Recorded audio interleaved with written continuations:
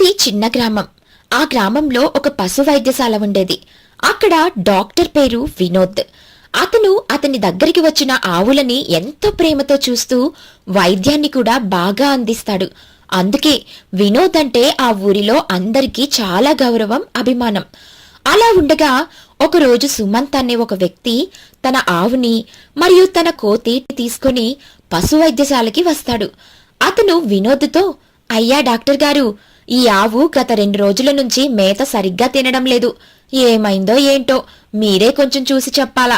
అందుకు వినోద్ ఆవుని పరీక్షించి, ఏం లేదు, కొంచెం వాతం చేసింది. నేను ఒక ఇంజెక్షన్ చేస్తాను, అలాగే బిళ్ళలు కూడా రాసిస్తాను. అవి వాడండి.